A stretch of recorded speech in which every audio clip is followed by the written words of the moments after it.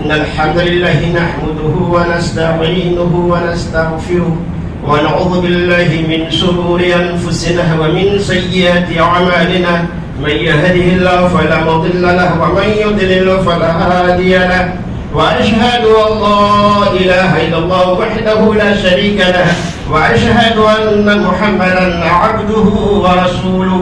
قال الله تعالى: يا أيها الذين آمنوا اتقوا الله حق تقاته ولا تموتن إلا وأنتم مسلمون.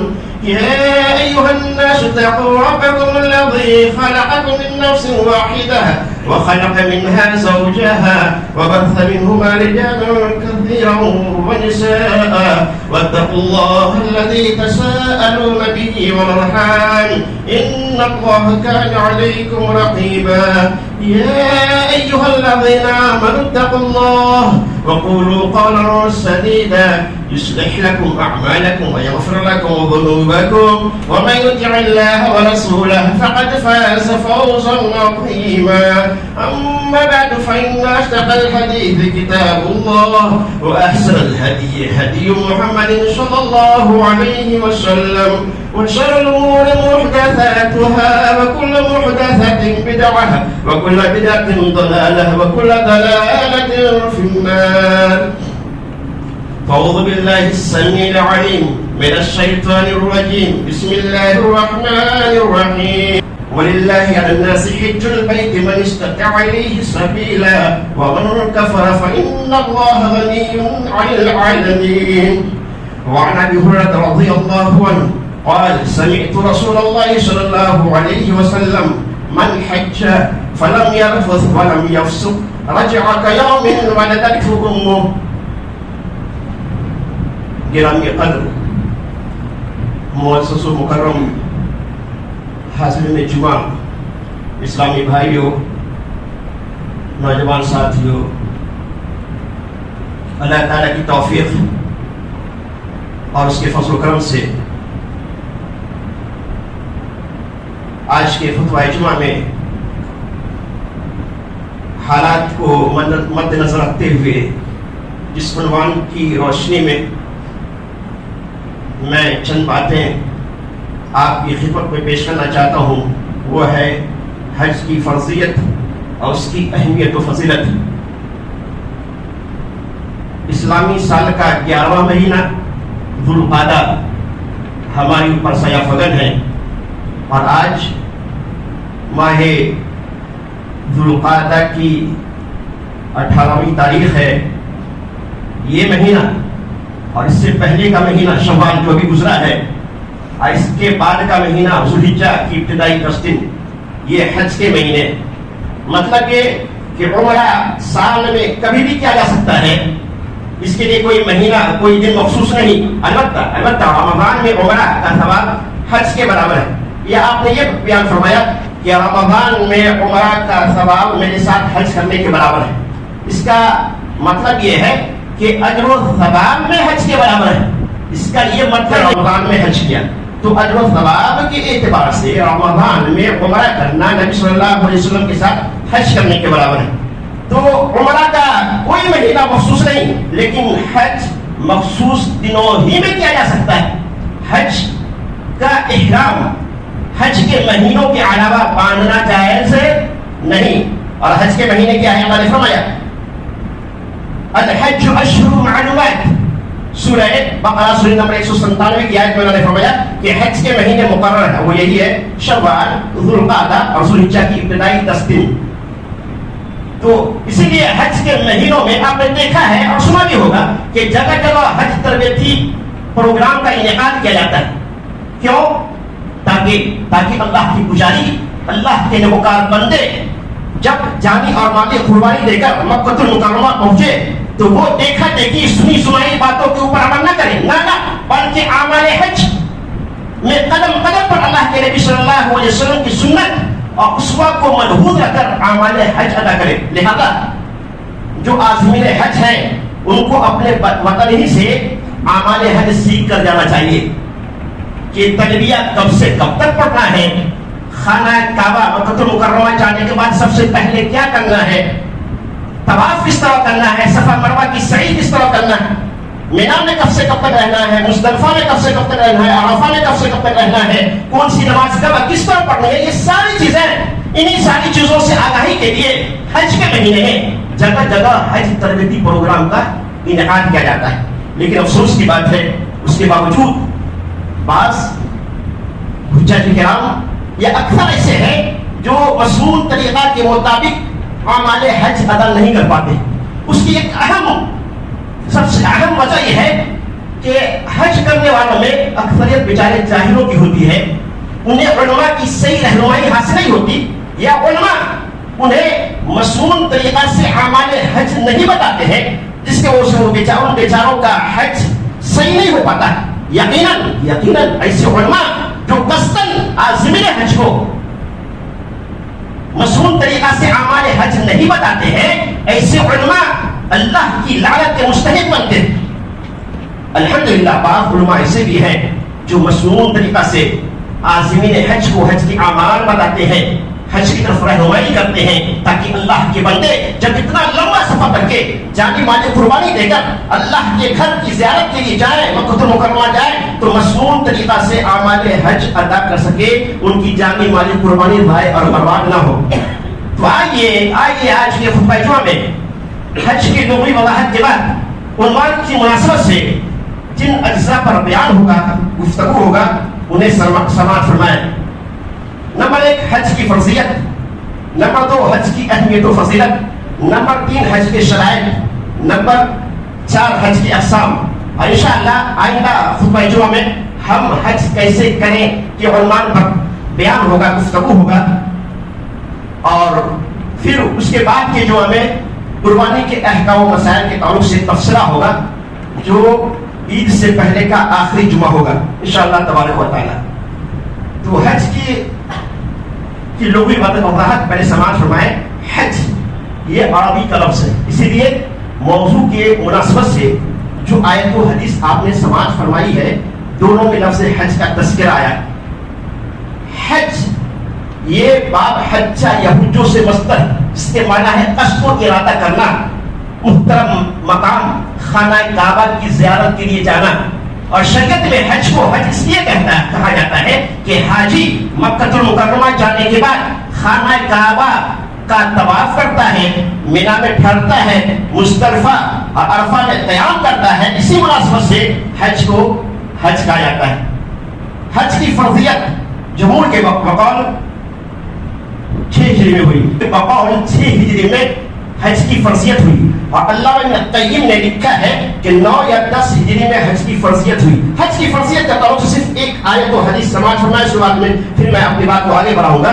اللہ سبحانہ و تعالی نے سورہ آل عمران سورہ نمبر 3 کی آیت نمبر 97 میں ارشاد فرماتا ہے وَلِلَّهِ عَلَى النَّاسِ حِجُّ الْبَيْتِ مَنِ اسْتَطَاعَ إِلَيْهِ سَبِيلًا وَمَنْ كَفَرَ فَإِنَّ اللَّهَ غَنِيٌّ عَنِ الْعَالَمِينَ. اس آیت میں حج کی فرضیت کا بھی ذکر ہے, اور استطاعت کے باوجود, طاقت کے باوجود حج نہ کرنے والے لوگوں کے لیے وعید بھی ہے. آیت تک ترجمہ سماعت فرماتے ہیں. اللہ تعالیٰ فرماتا ہے کہ اللہ تعالیٰ نے ان لوگوں پر جو اس گھر کی اللہ وَلِلَّهِ اللہ سے حج البیت جو وہاں پہنچنے کی طاقت رکھتے ہیں, ان لوگوں پر اس گھر کا حج فرض کر دیا ہے. وَمَنْ كَفَرَ فَإِنَّ اللَّهَ غَنِيٌّ عَنِ الْعَالَمِينَ. اور جو کوئی کفر کرے اللہ تعالیٰ اس سے بلکہ تمام جہان والوں سے بے پرواہ ہے.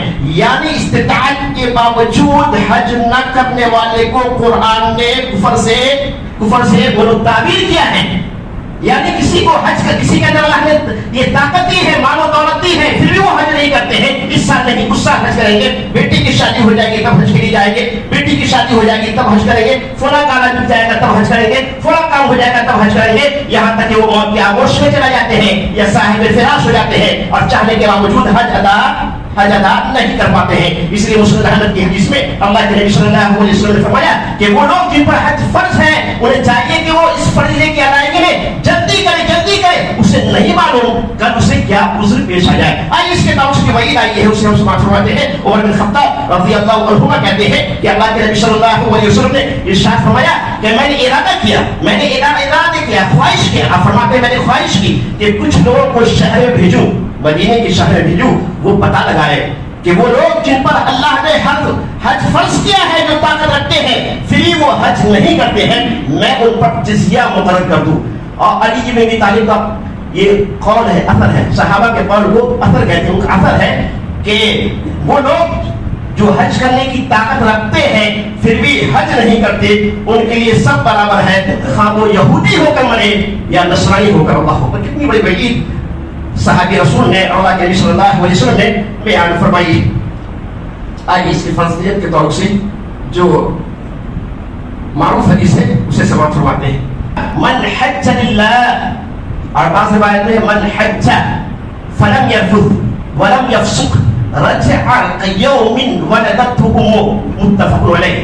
اگر متفق علیہ کہہ دیا جائے تو آپ مطمئن ہو جائے کہ یہ حدیث بخاری یا مسلم میں، جو حدیث بخاری مسلم میں دونوں میں موجود ہو تو کہا جاتا ہے متفق علیہ. تو یہ متفق علیہ حدیث ہے.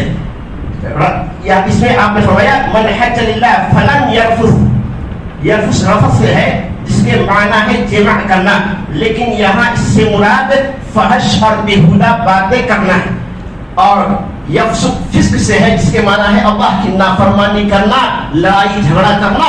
لہذا حاجیوں کو چاہیے کہ وہ حج کی دوران بیہودہ باتیں، فحش باتیں، اللہ کی نافرمانی اور کسی سے لڑائی جھگڑا نہ کریں. نہ لڑائی جھگڑا بالکل نہ کریں، بلکہ کوشش کریں کہ خاص کر طواف کرتے وقت حجر اسود تک پہنچنے کے لیے کہا جاتا ہے، میں نے سنا ہے، آپ لوگوں نے دیکھا ہوگا کافی بھیڑ رہتی ہے. لہذا وہ لوگ جو خاص جوان ہیں اور وہاں جاتے ہیں انہیں کوشش یہ کرنی چاہیے کہ آپ کی ذات سے، آپ کی بات سے کسی بھی حاجی کو، کسی بھی اللہ کے مہمان کو تکلیف نہ ہونے پائے. کوئی پریشان حال ہے تو ان کی مدد کریں، کیونکہ سب اللہ کے مہمان ہوتے ہیں. بعض بیمار ہوتے ہیں، بعض کمزور ہوتے ہیں، بعض نہایتی معمر ہوتے ہیں. لہذا ایک دوسرے کی مدد کرنی چاہیے. لیکن کہا جاتا ہے بعض لوگ استغفر اللہ انہیں ہدایت نصیب فرمائے، بعض لوگ وہاں جانے کے باوجود بھی بعض طاقتور اپنی طاقت کا مظاہرہ کرتے ہیں اور لوگوں کے درمیان گھس کر لوگوں کو ایذا تکلیف دے کر حجر اسود تک پہنچنے کی کوشش کرتے ہیں. وہاں پہنچتے ہیں، پھر طواف کے بعد فخر سے کہتے ہیں میں نے اتنی بھیڑ میں خانہ کعبہ کا طواف کیا تو میں نے حجر اسود تک پہنچا، اس کو میں نے بوسہ دیا. استغفر اللہ، یہ فخر کی بات نہیں ہے میرے بھائی. ہاں یہ کوئی فخر کی بات نہیں، افسوس کی بات ہے کہ وہ اللہ کے مہمانوں کو ایسا پہنچا کر تکلیف دے کر اپنے اس عمل کے وجہ سے گنہگار ثابت ہوئے. لہذا بھیڑ میں طواف کرتے وقت لوگوں کو ایسا پہنچا کر حجر اسود کو بوسہ دینا یہ کوئی نیکی نہیں. لہذا چند دنوں کے بعد اس مسجد کے بانی الحاج حبیب اللہ صاحب رحمہ اللہ تعالیٰ اس مسجد خاتموں نے جو جانی مالی قربانیاں دی ہیں، اللہ تعالیٰ ان کی قربانیوں کو قبول فرمائے، انہیں جنت الفردوس میں اعلیٰ مقام عطا فرمائے. ان کے صاحبزادے جناب انعام اللہ خان صاحب حفظہ اللہ اور برادرم شعبان بھائی خان حفظہ اللہ اپنے اہلیہ کے ساتھ 11 تاریخ کو حج کے لیے جانے والے ہیں. تو میں ان سے اور ان تمام عازمین حج سے جن تک اللہ تعالیٰ میری آواز پہنچا رہا ہے گزارش کروں گا کہ اللہ کے واسطے آپ جب وہاں جائیں تو یہ سمجھے سب اللہ کے مہمان ہیں، سب اللہ کی پجاری ہے. آپ کوشش کریں کہ آپ کو کوئی ایسا پہنچائے، تکلیف دے، آپ برداشت کر لیں، لیکن آپ اپنی ذات سے حجر اسود تک پہنچنے کے لیے کسی کو ایسا نہ پہنچائے. اور اللہ کے حبیب صلی اللہ علیہ وسلم کی یہ حدیث جو مسند احمد کے حوالے سے میں آپ کے خدمت پیش کرتا ہوں، اسی موقع کی مناسبت سے اللہ کے حبیب صلی اللہ علیہ وسلم نے عمر بن خطاب کو وصیت کی جب انہوں نے حج یا عمرہ پر جانے کا ارادہ ظاہر کیا. اللہ کے حبیب صلی اللہ علیہ وسلم نے عمر بن خطاب کو مخاطب کرتے ہوئے فرمایا اے عمر، اللہ نے تجھے طاقت و قوت عطا فرمائی، اللہ نے تجھے طاقت و قوت دی ہے، لہذا حجر اسود پر مزاحمت نہ کرنا، اپنی ذات سے کمزوروں کو نہ ستانا، کیونکہ اس سے کمزوروں کو اذیت پہنچے گی، کمزوروں کو تکلیف پہنچے گی. اگر جگہ خالی ملے تو حجر اسود کو بوسہ دے دینا، ورنہ بسم اللہ اللہ اکبر کہہ کر حجر اسود کی طرف اشارہ کر دینا ہی کافی ہے. لہذا ہر بھائیوں کو جو وہاں جانا چاہتے ہیں، جو خوش نصیب وہاں جانا چاہتے ہیں، ہر شخص کو چاہیے کہ وہ اس کا خیال رکھے. تو اس نے حج کے دوران فحش بیہودہ بات نہ کی، اپنی زبان سے کسی کو ایسا نہیں پہنچایا، اس سے لڑائی جھگڑا نہیں کیا. تو جنہوں نے اس پابندی کے ساتھ فریضہ حج کو ادا کیا، اللہ اللہ کتنی بڑی فضیلت، اور کتنا بڑا مقام ہے. خوش ہو جائے وہ لوگ جو حج کا ارادہ رکھتے ہیں. کتنا بڑا مقام اللہ کے حبیب صلی اللہ علیہ وسلم نے بیان فرمایا, رجع کیوم ولدتہ امہ, وہ گناہوں سے اس طرح پاک و صاف ہو جاتا ہے جیسے اس دن تھا جس دن اس کی ماں نے اس کو جنم دیا. الحمدللہ, اتنا یہ مقام ہے حج کرنے والوں کا. لیکن یاد رہے یہ پاکیزگی صرف ان گناہوں سے ہوتی ہے جس کا تعلق اللہ سے ہوتا ہے. میں کسی بھی عنوان پر جب تیاری کرتا ہوں تو کوشش یہ رہتی ہے کہ ایسی بات میں اپنے معزز سامعین اور سامعات کا بتاؤں جس سے ان کے معلومات میں اضافہ پہنچے. تو یہ پاکیزگی صرف ان گناہوں سے ہوتی ہے جس کا تعلق ہے اللہ سے ہے. حقوق اللہ سے متعلق بڑے بڑے گناہ, اور یاد رکھیں حقوق اللہ سے متعلق بے شمار بڑے بڑے گناہ ہیں. تو حقوق اللہ سے متعلق جو بڑے بڑے گناہ ہیں جسے گناہ کبیرہ کہا جاتا ہے, تو وہ گناہ کبیرہ جس کا انسان, توجہ دیں, وہ گناہ کبیرہ جس کا انسان سب سے زیادہ ارتکاب کرتا ہے وہ کون سا گناہ ہے؟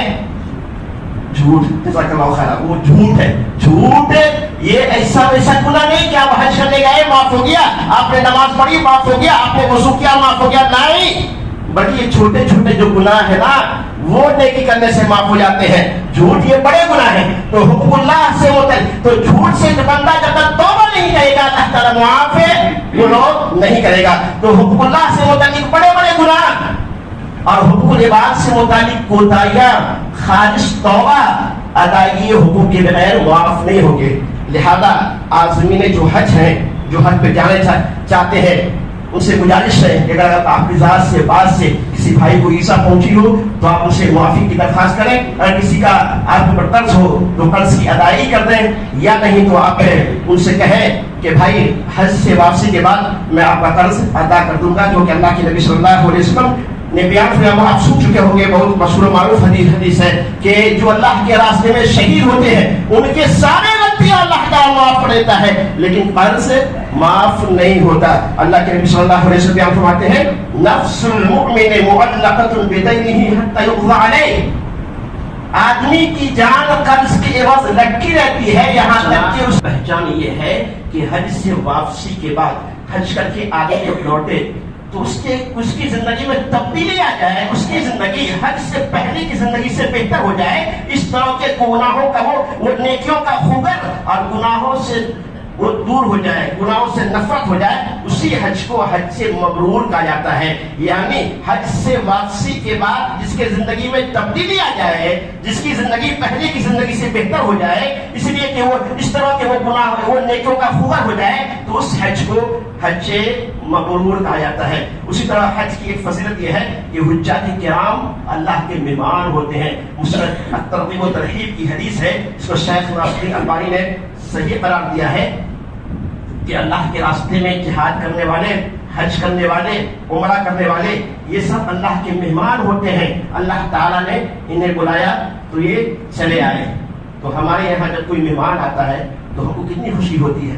مہمان کی آمد سے پہلے ہم بہترین کھانا, انواع اقسام کی چیزیں تیار کر کے رکھتے ہیں. مہمان آتا ہے ان کا استقبال کرتے ہیں, ان کے ساتھ بیٹھ کے کھاتے ہیں. جب وہ جانے رکھتے ہیں تو پھر کچھ دیر اس کے ساتھ, کچھ دور تک اس کے ساتھ جاتے ہیں, اس کو خوش دلی کے ساتھ الوداع کرتے ہیں. ہم اپنے مہمان کے ساتھ ایسا شروع کرتے ہیں کہ وہ شخص جو اللہ کے مہمان ہے یا جو اللہ کے مہمان بننے والے ہیں بدرجہ اولا ان کے ساتھ ہم کو بہتر شروع کرنا چاہیے. لہذا جو بھائی اللہ کے مہمان بننے والے ہیں ہمیں چاہیے کہ ایک جگہ رہنے سے البن اور ناچاکی ہو جاتی ہے. اگر ایسے بھائیوں سے آپ کی ناچاکی ہوئی ہے تو دل کی گہرائی سے اللہ کے واسطے معاف کر دیں اور خوش دلی کے ساتھ, ابھی الکری کے جو لوگ جانے والے ہیں خوش دلی کے ساتھ آپ ان کو اللہ کے مہمانوں کو رخصت کریں تاکہ ان کا حج مبرور ہو. تو حجاج کرام یہ اللہ تعالیٰ کے مہمان ہوتے ہیں. اسی طرح حج سے اسلام کے ارکان خمسہ میں سے ایک اہم رکن ہے. اللہ کے نبی صلی اللہ علیہ وسلم بیان فرماتے ہیں بنی الاسلام علی خمس شہادتی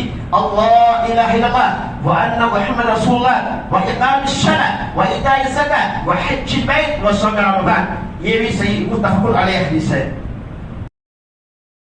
اللہ علیہ وسلم نے بیان فرمایا کہ اسلام کے ارکان 5 چیزوں پر ہیں. اسلام کے ارکان 5 ہیں. نمبر 1 توحید و رسالت کی گواہی دینا, یعنی بلوغت کے بعد سے لے کر مرتے دم تک ہر لمحہ, ہر سانس, ہر گھڑی توحید و رسالت کی عملی اور قولی گواہی دینا ہی دینا ہے.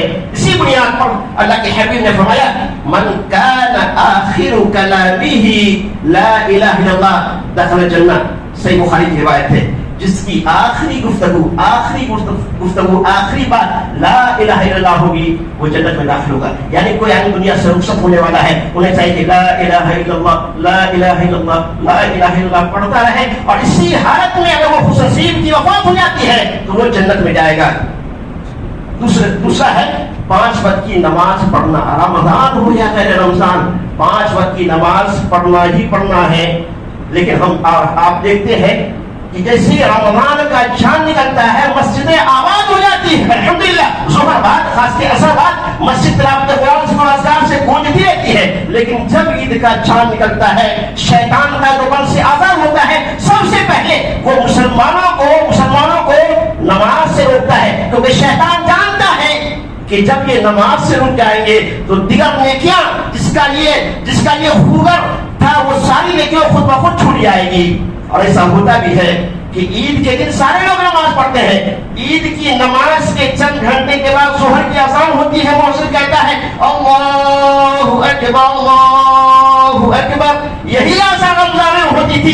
فوراً نمازوں کا مسجد کا رخ کرتے تھے. جب عید کی پہلی دن یہی نماز ہوتی ہے ظہر کی نماز تو ہمارے کانوں پر جون تک نہیں رہتی. ہم کہتے پھر رمضان آئے گا تو دیکھا جائے گا. ایک سال رمضان میں نماز پڑھی یہ کافی ہے. لہذا مسجدیں میرے وہاں ویران ہو جاتی ہے, اور ویران مسجد اپنی زبان حال سے کہتی رہتی ہے رمضانی نمازی کہاں گئے, رمضانی نمازی کہاں گئے. اس عنوان پر میں نے ایک بیان بھی دیا ہے جو یوٹیوب پر آیا ہے. میں نے اس میں کہا ہے کہ مسجد کی طرف دیوار اللہ سے فریاد کرتی رہتی ہے یا رب رمضان ختم ہوا یا مسلمان. رمضان کا چاند نکلتا ہے میرے بھائیوں تو ہم رمضان, عید کا چاند نکلتا ہے تو ہم رمضان سے نکلتے ہیں. عید کا چاند نکلتا ہے تو ہم رمضان سے نکلتے ہیں, اسلام سے نہیں نکلتے. نہ بلکہ شیطان جو اللہ کے رسول کا ہمارا آپ کا دشمن ہے, عید کا چاند نکلتا ہے تو ہم رمضان سے نکلتے ہیں. لیکن شیطان نمازوں کو ترک کروا کر ہم کو اسلام سے نکالنا چاہتا ہے. لیکن ہم ہیں کہ شیطان کے مکر و فریب کو نہیں سمجھ پاتے. تو رمضان ہو یا غیر رمضان 5 وقت کی نماز پڑھنا ہی پڑھنا ہے. اسی طرح ایک رکن ہے رمضان کے روزے.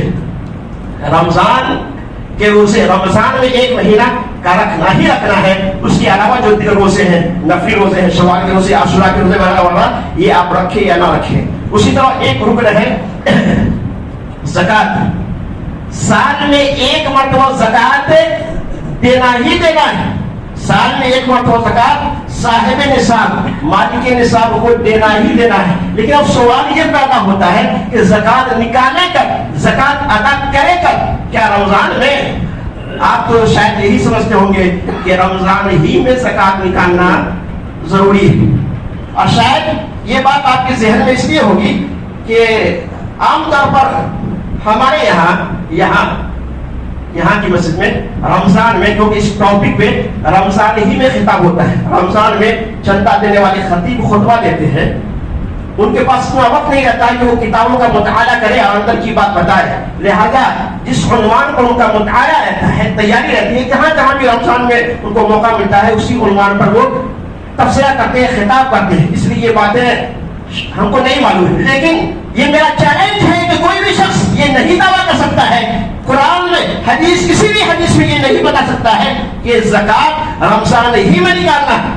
نہیں, کوئی نہیں بتا سکتا ہے یا دکھا سکتا ہے. زکات کب نکالنا ہے. آئیے اس کے تعلق سے ایک حدیث سماعت فرماتے ہیں. سنن ابی داؤد کتاب الزکات میں علی ابن ابی طالب رضی اللہ عنہ سے اللہ کے نبی صلی اللہ علیہ وسلم فرمایا 1 سال گزر جائے تو اس پر 5 درہم 200 درہم چاندی ہو, اس میں 1 سال گزر جائے تو 5 درہم چاندی زکات ہے. معلوم یہ ہوا کہ رمضان یہ ضروری نہیں بلکہ سال مکمل ہو جائے تب زکات نکالنا چاہیے. اور اس سے اسلامی سال مراد ہے, انگریزی سال نہیں, کیونکہ انگریزی سال میں 365 دن ہوتے ہیں اور اگر اسلامی سال میں 355 دن ہوتے ہیں, انگریزی سال میں 365 دن, یعنی 10 دن کا فرق ہوتا ہے. اسی لیے ہم نے ہر سال دیکھا ہے کہ جب رمضان انگریزی سال سے 10 دن پہلے آتا ہے, اس مرتبہ رمضان 24 مارچ سے شروع ہوا ہے کہ نہیں, 24 مارچ سے شروع ہوا ہے. انشاءاللہ آئندہ سال 2024 میں رمضان 14 مارچ سے شروع ہوگا، پھر 2025 میں 4 مارچ سے رمضان شروع ہوگا، پھر کچھ سالوں کے بعد ٹھنڈی میں رمضان آ جائے گا۔ تو اسلامی سال کے اعتبار سے اس مہینے میں آدمی صاحب نصاب بنتا ہے، ہر سال اسی مہینے میں زکوٰۃ ادا کرنا ضروری ہے۔ اس سے زکوٰۃ کا پورا سال نظام بھی چلتا رہے گا، غریبوں مسکینوں کی مدد بھی ہوتی رہے گی، لیکن اس پر عمل مشکل ہے، اس لیے ہم لوگوں نے اپنی سہولیت کے لیے رمضان ہی میں زکوٰۃ نکالنا ضروری سمجھ لیا ہے۔ حالانکہ شرعی طور پر رمضان میں زکوٰۃ نکالتے ہیں تو زکوٰۃ ادا ہو جائے گی، لیکن شرعی طور پر اسلامی سال کے اعتبار سے اس مہینے میں آپ مالک صاحب نصاب، اس مہینے میں آپ پر سال مکمل ہوتا ہے، اس مہینے یا اس تاریخ کو سال مکمل ہوتا ہے، اسی مہینے میں اسلام کے ارکان خمسہ میں سے نماز کا بھی ذکر ہو گیا، توحید و رسالت کی گواہی بھی ہوگی، رمضان کے روزے بھی ہو گئے، ایک رکن باقی رہ گیا۔ آپ جانتے ہیں وہ رکن کون سا ہے؟ وہ حج۔ اسلام کے ارکان خمسہ میں سے ایک رکن ہے حج۔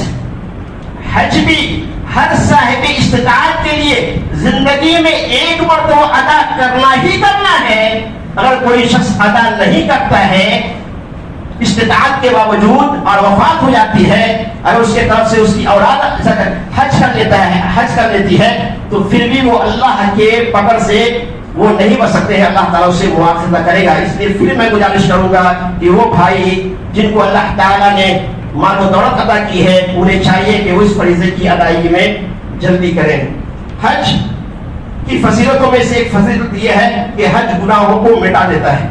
عمر بن عاص اپنا قبول اسلام کا واقعہ بیان کرتے ہیں، یہ حدیث بتا کر میں اپنی بات ختم کر رہا ہوں، کہ وہ کہتے ہیں کہ جب اللہ تعالیٰ نے میرے دل میں اسلام کی محبت ڈال دی تو میں اللہ کے نبی صلی اللہ علیہ وسلم کی خدمت میں حاضر ہوا اور میں نے کہا میں آپ سے بیعت کرنا چاہتا ہوں۔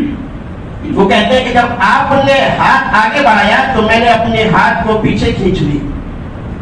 آپ صلی اللہ علیہ وسلم نے فرمایا اے عمر تمہیں کیا ہو گیا؟ تو عمر کہتے ہیں میں نے کہا یا رسول اللہ صلی اللہ علیہ وسلم میری ایک شرط ہے۔ آپ نے فرمایا کیا؟ وہ کہتے ہیں میری شرط یہ ہے کیا اللہ تعالیٰ میرے گناہوں کو معاف فرما دے گا؟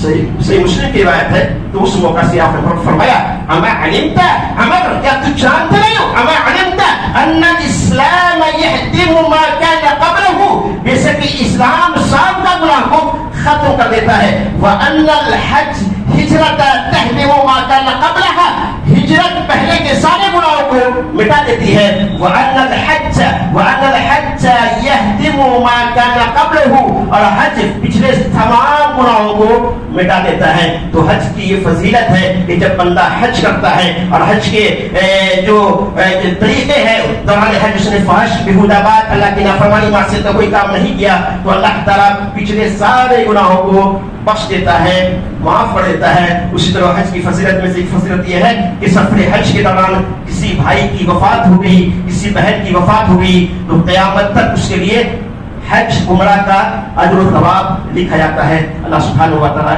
تمام بھائیوں کو نیک سمجھ کی عطا فرمائے، نیک سمجھ کی توفیق عطا فرمائے۔ جو بھی بھائی بہن حج کے لیے جاتے ہیں اللہ تعالیٰ تمام لوگوں کے حج کو حج سے مبرور عطا فرمائے۔ اللہ تعالیٰ تمام لوگوں کو سنت کے مطابق اعمال حج عطا کرنے کی توفیق آسانی بخشے۔ جب تک اللہ تعالیٰ ہم مسلمانوں کو زندہ رکھنا چاہتا ہے اسلام پڑھ کے جب بھی خاتمہ ہو ایمان کی حالت میں خاتمہ ہو، آمین۔ وآخر دعوانا الحمد للہ رب العالمین۔